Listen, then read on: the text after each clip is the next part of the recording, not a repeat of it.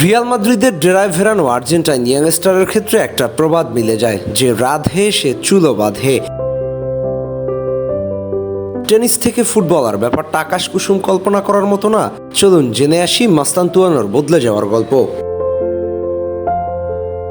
আর্জেন্টিনার এক ছোট্ট শহরে প্রতিদিন সকালবেলা দেখা যেত এক কিশোরকে, যার হাতে ছিল টেনিস এবং র্যাকেট।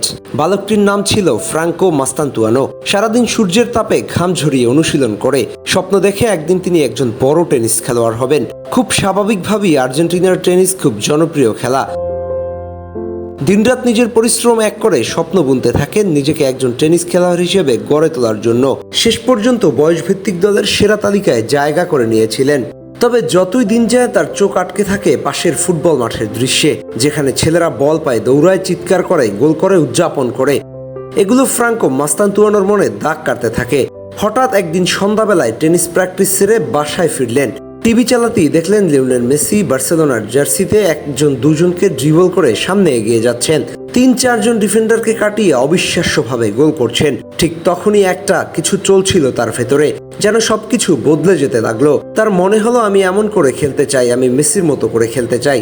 এরপর ধীরে ধীরে টেনিসকে বিদায় বলতে থাকলেন, হাতে তুলতে থাকলেন ফুটবল। আস্তে আস্তে শুরু করলেন নিজের স্বপ্নের পথে নতুন যাত্রা। এরপর ফুটবলেও নিজের প্রতিভা দিয়ে সবার মন জয় করতে শুরু করলেন।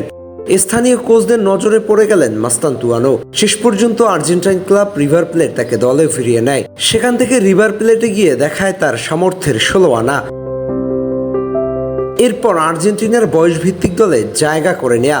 সেখান থেকে ভালো করে আর্জেন্টিনার মূল দলে জায়গা পাওয়া চারটিখানি কথা ছিল না। সেই অসম্ভব কাজটাই করেছেন এই ইয়াং স্টার। শেষ পর্যন্ত রিয়াল মাদ্রিদের মতো একটা খ্যাতনামা ক্লাবে জায়গা করে নেয়া প্রমাণ করে তিনি কতটা প্রতিভাবান। রিয়াল মাদ্রিদ তারাদের জন্ম দেয়, সেই তালিকায় আর্জেন্টিনা থেকে নিজের জায়গা করে নেয়া নিঃসন্দেহে অনেক বড় ব্যাপার। মাদ্রিদ শিবিরে বরণ করে নেয়ার সময় ওকে প্রশ্ন করা হয়েছিল, তোমার আইডলকে?